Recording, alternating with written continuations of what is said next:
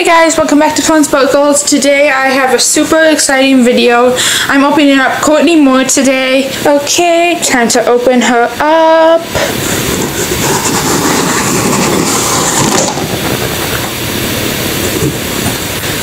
Oh my goodness. We just got back from the AG place and we are here with a haul from Naya's collection. I'm so excited.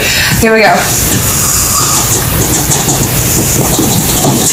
Okay, there's so much. Hey guys, welcome back to Fun Sparkles. Today I am opening up Corinne Tan. Alright. And here is Corinne. She is so strikingly beautiful. Hey guys, welcome back to Fun Sparkles. Today I have a super exciting video because I'm going to be unboxing Gwen Tan. And so really what your dolls are plastic. Do not have eyes that close, like I said. It almost seems like American Girl has become Barbie. Yvette's hair is poor quality and it's very dry and you can't style it. Saying that a biracial person's hair is poor quality is just one of the most disgusting things I have ever heard. They have also unfortunately removed the full-length novels that come with the dolls and replaced them with abridged journals that tell bullet points of the character's story with mostly pictures in the books. However, lately it seems like they're not really releasing historical dolls at all, or at least not ones that are actually historical. The recent historical dolls that they have released aren't really historical at all, as they come from the 80s and 90s. And even the 90s dolls go into the 2000s at the end of the story. What happened to the dolls that were truly historical, like Kirsten, Samantha, and Molly? It seems like they're shifting the focus away from history entirely and now focusing on glitter, contemporary dolls, and easily marketable products. This box is terrible. The limbs are definitely coming a lot looser nowadays with the new girls. Stamps under the eyes for the eyelashes is so harsh. There is no blending whatsoever. It looks like a sticker that you cannot take off. However, when Pleasant shared her idea with others, she was met with mockery and criticism. Are you kidding me? Historical dolls in the age of Barbie? But Pleasant would not give up on her dream. I'm glad to be an American girl. I'm glad to be an American girl. I'm glad to be an American girl. I'm glad to be an American girl. The year was 1941. A woman named Pleasant Rowland had just been born. The world was a fine place, but it was missing something. It didn't yet have the perfect line of dolls. And Pleasant Rowland would go up to fix that issue. She started off her career as a school teacher. In 1978, she became a textbook author as well, and she created and wrote her own textbook entitled Super Kids. She worked very closely with a woman named Valerie Tripp during this time. The year was now 1984. Pleasant Rowland takes a trip to Colonial Williamsburg with her husband. This was the inciting incident that inspired her to create a historical line of dolls that would teach girls about history through books and doll play, as she had recently noticed that the only two options for dolls that girls could choose from were Cabbage Patch Kids and Barbie dolls. Barbie dolls having girls think about careers and hope for the future, and Cabbage Patch dolls thinking about parenting and being moms. So there wasn't really a doll that met girls where they were at and helps them express who they were right now. And Pleasant Rowland wanted to do something about that while also teaching girls about history. So she called up her friend Valerie Tripp, who she had previously worked with, and pitched the idea of the American Girls collection to her. There would be 3 dolls, historical dolls. They would each come with a book, and they would have a collection of historically accurate clothing. And the book would be a piece of historical fiction targeted at young girls. And Valerie Tripp agreed to write the books and help with the idea. Dolls could only be ordered by catalogs. They were mail order only. And like I said, originally there were only 3 dolls, which were Samantha, Molly, and Kirsten. If you want to know more about Samantha, Molly, and Kirsten, you can go watch my previous video, The Barbification of American Girl Dolls. But for a brief recap, Molly was a girl in World War II, Houston was a girl in the pioneer ages, like think Little House on the Prairie, and Samantha was a girl in the Victorian era. The face mold for the first 3 original dolls was bought from a brand named Guts, specifically the Guts Romina doll, who funnily enough looks almost identical to Samantha. Now, I'm going to blow your mind here because the original price of an American Girl doll back in the very earliest days was only $80. I know, right? We're paying like $200 for an American Girl doll now. That is absolutely insane. Inflation is a wild thing, my friends. Then in 1987, the American Girl Benefit Sale began. The American Girl Benefit Sale was a sale where you could get discounted used American Girl dolls, and the sale would raise money for the Madeline Children's Museum. This is a big deal in the American Girl community, and lots of collectors still go to it to this day. In 1988, the first American Girl doll hospital was founded. This is where you could send in your broken doll to get fixed, and she would come in a nice box with a hospital gown on. She would even come with a get well soon card, or maybe even a hospital balloon, maybe even socks. In 1990, American Girl released the Our New Baby line of baby dolls. These were dolls targeted at younger girls and toddlers who weren't quite ready for the American Girl dolls yet but still wanted a nice doll. In 1991, we get our 4th historical character, Felicity Merriman. She loves horses, and she lives at the time of Colonial Williamsburg. As I said, she is a horse girl, and she befriends an abused horse named Penny, and also ends up befriending and reforming an animal abuser named Jiggy Nye, who was abusing the horse Penny. I have always wanted this doll, and I remember I finally opened the 30th anniversary edition of her, and I was so excited to receive her. I've always loved her. As a little girl, she was one of my favorite characters, and honestly to this day she's one of my favorite dolls of all time. I think she's gorgeous. I love her story. I was a horse girl as a kid, and I still love horses to this day, so I'm just obsessed with Felicity. I think she's definitely one of the best dolls that American Girl has ever made. This is a good year for the brand, in my opinion. And in 1992, the American Girl magazine was launched. This was a magazine for teenage girls. This is a typical teen tween magazine that had stories, fun activities, and puzzles, things like that for teen and tween girls to enjoy, but this one is American Girl branded.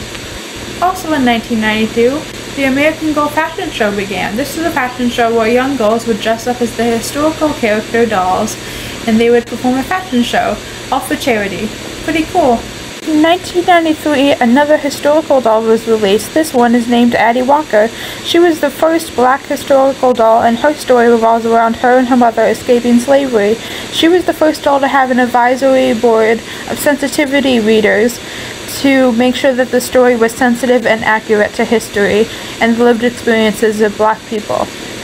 And fun fact, she was actually based on a real person. In 1995, the Our New Baby line was replaced with the Bitty Baby line of dolls. This was essentially the same exact doll line except repackaged and rebranded to be called Bitty Baby, and they released more dolls and more accessories and clothing items.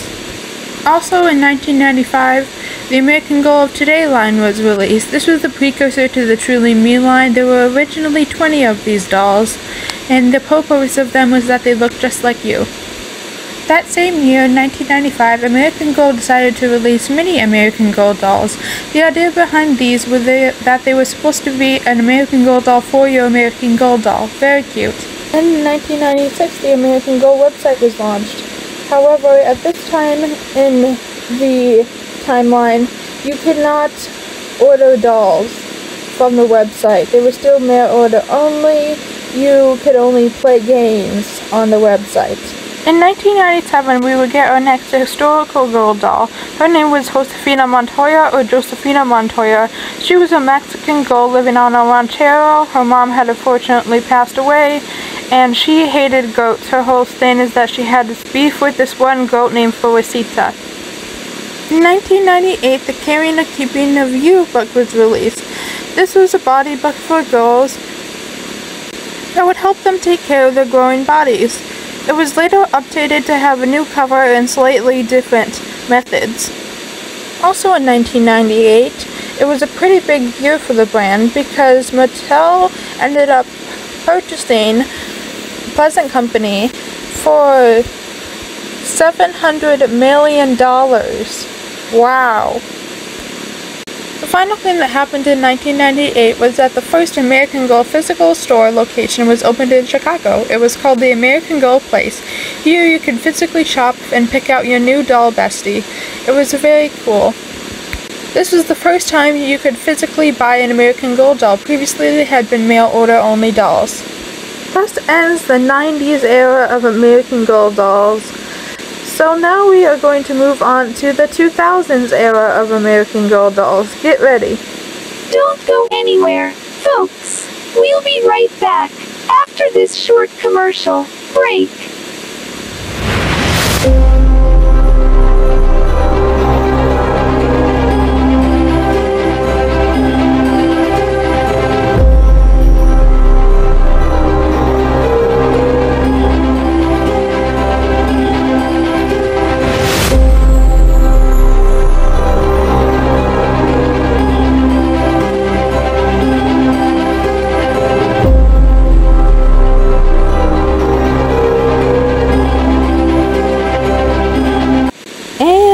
Back, folks. Year 2000, the American Girl historical doll Kit Kat Viz was released.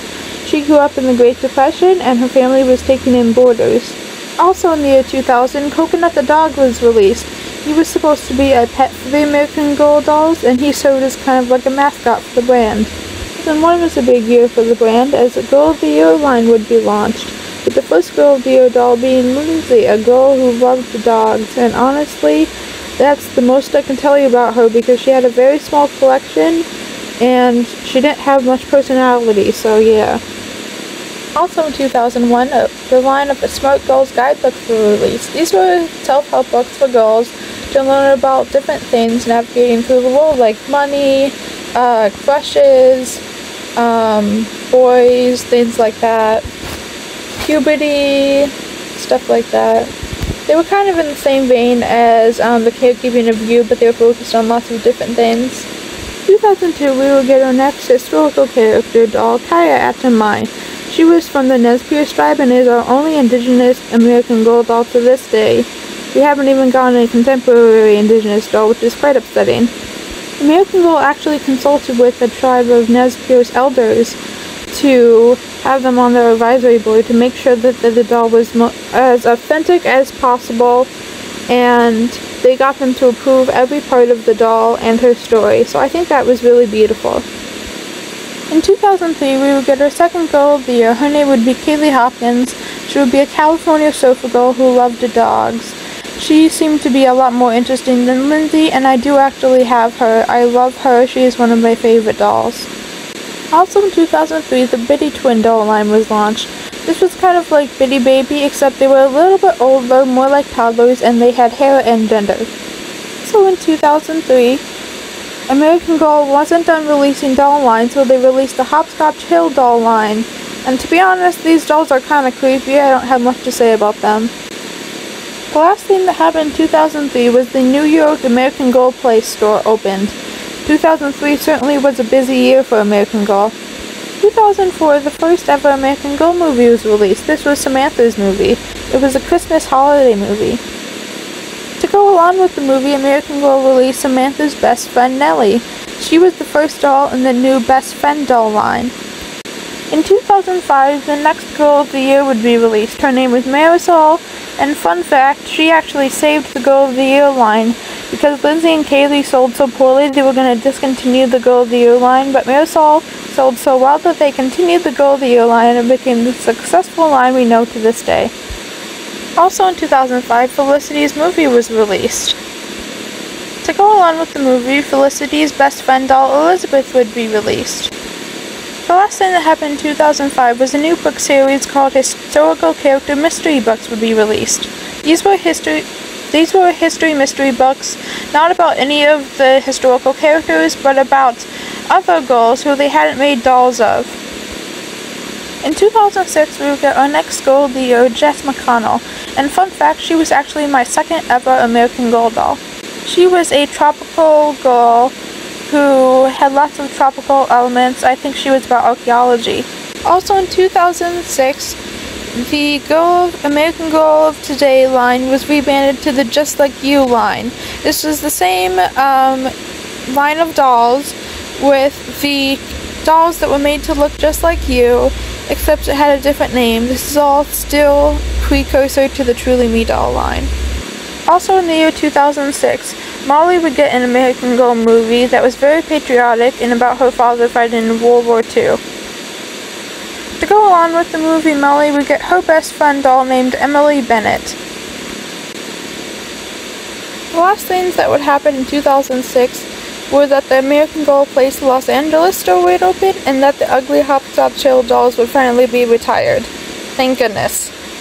In 2007, our next girl of the year would be Nikki Fleming. She lived on a farm and she is training a service dog for a girl in a wheelchair. She also loves horses. That same year, we would get our next historical doll, Julie Albright. She wants to play basketball. Also, to go along with Julie, in 2007, Ivy, Julie's best friend doll, would be released. In 2008, we would get our next girl of the year. Her name was Mia. She was an ice skater. Also in 2008, the Kit Kittredge movie was released. To go along with Kit in the movie, Ruthie Smithers was released. She was Kit's best friend doll. I am so blessed to have both Ruthie and Kit. I actually found Ruthie from this lovely collector. She is absolutely amazing, and I was able to purchase the doll from her.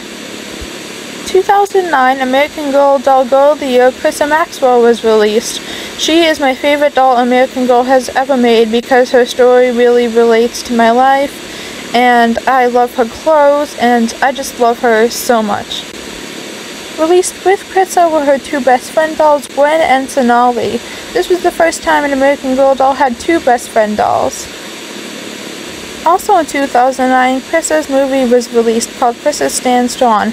It deals with bullying that many kids experience in school. The thing that happened in 2009 was that Rebecca Rubin got released as a new historical doll. She's an actress, and she was the first Jewish doll. So that was the early 2000s era of American Girl. Now we're going to be moving on to the 2010s and beyond.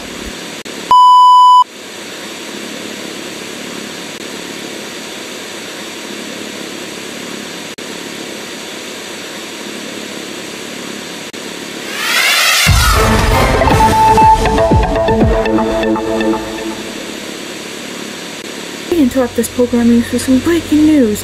Apparently, conservatives are once again freaking out over a book that they have never read. For petitions, rioting in the streets, returning of American Girl dolls for Christmas. It is chaos. Whatever shall we do? Well, I'm not sure what happened there, but we should probably talk about this book.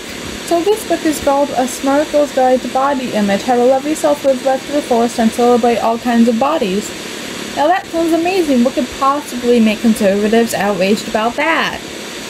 Well, the cover might give you some indication, but once we flip to a certain page inside, you might get some indication of what made the conservatives flip out over this book.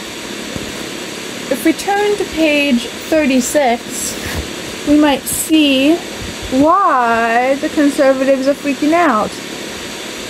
And yep, you spotted the trans flag. And the conservatives, as we know, hate the LGBTQ community. So that's probably what the problem was there. Some of the comments from conservatives were quite funny, but also very disappointing to hear. They were saying things like, this book is grooming our children. This book is trying to push transgenderism onto kids, blah, blah, blah, blah, blah. And it was just ridiculous because none of that is in the book. It's absolutely ridiculous. If you want to learn more, go read Savvy Writes books about what the crazy conservatives were saying. But this book really says none of that. I'm going to read to you some of what it says. Messages about how bodies should look are different depending on a person's gender. Girls tend to face more pressure to have thin bodies and long hair, and to wear clothes like skirts, dresses, and blouses. Boys tend to feel more pressure to have a muscular body, keep their hair short, and wear pants and shorts. Luckily, it's not your job to look the way people expect, it's your job to be you. The way you show your gender to the world through your clothes and behavior is the gender expression. The gender expression can be feminine, masculine, or somewhere in between, and it might change. Maybe you'll experiment with bright dresses and long feminine hairstyles. Or you might try baggy clothes, plaid shirts, and a buzzed haircut. Your gender expression should make you feel at home in your body. So that is the first page. And you're thinking, well, what's the matter with that? And absolutely nothing. There's absolutely nothing wrong with that. Let's move on to the next page. While gender expression is what you show on the outside, gender identity is how you feel on the inside. A girl or boy is someone who doesn't quite fit into either category. When a baby is born, the doctor looks at the baby's body parts to assign its sex, whether the baby is female or male. Most kids grow up feeling comfortable in the sex the doctor assigns. This kind of person is cisgender. I am cisgender. But for some, that assigned sex doesn't match who they know they are inside. A kid who is assigned as male might know herself to be a girl inside, for example. Someone whose gender is different than the sex they were assigned at birth is transgender. Some people don't feel like a girl or a boy inside, which is totally okay. People in this group are usually called non-binary, and might use a pronoun like they instead of he or she. Nothing about sexualizing kids, nothing about grooming children, nothing about forcing kids to transition, just education and healthcare. Why are we against education and healthcare? I have no idea. On the next page we get more information that will help transgender kids. And yes, this is the last page where we get any mention of LGBTQ topics. 3 pages what kids were about transgender kids is what conservatives were freaking out about. 3 pages that dare to mention that trans kids exist. And that's what the conservatives are freaking out about. Unbelievable. Being transgender is not an illness or something to be ashamed of. If you're questioning your gender identity, or if you already know for sure you're trans or non-binary, talk with an adult you trust, like a parent or a school counselor. That person can connect you with specially trained doctors who can help you and your family decide what's best for your body. At first, you and your doctor might talk about wearing the clothes and using the pronouns like he, she, or they that make you feel most like they're true you. If you haven't gone through puberty yet, the doctor might offer some medicine to let your body's changes so you need more time to think about your gender identity, called puberty blockers. And if you've already gone through puberty, a doctor can still help. Studies show that transgender and non-binary kids who get help from doctors have much better mental health than those who don't. Yeah, that's just statistically true. That's just true. Like, it's just facts. You can't argue with facts. If you don't have an adult you trust, there are organizations across the country that can help you. Send to resource page 95 for more information. That is also true. There are some kids that don't have any adults that they can trust in their life. Some kids have parents who are dead. Some kids have abusive parents. And they need these organizations to help them be the most authentic selves they can be. But of course, the conservatives don't like that. Being transgender isn't a medical transition. It's a process of learning to love yourself for who you are. That's a quote from Jazz Jennings. If you're transgender or non-binary, loving your body might feel a bit different than it does for a cisgender person. Parts of your body might make you feel uncomfortable and you might want to change the way you look. That's totally okay. You can appreciate your body for everything that it allows you to experience and still want to change certain things about it. When you're feeling out of place in your body, do things that make your body feel more like home, like dressing in your favorite clothes or doing something you love. Celebrate the good feelings you have in your body right now. Remember, you deserve love and respect no matter what your body looks like or how it changes. That's all. That's what the conservatives were freaking out about. 3 pages. I think I've made my point. So yeah, this is a beautiful book, and it lists resources like the Trevor Project, where to find diverse books, anti-bullying places, things like that at the back of the book. It's absolutely an amazing resource for people of all genders and non-genders. All people. I love this book so much, and I'm so happy the American Girl came out with it.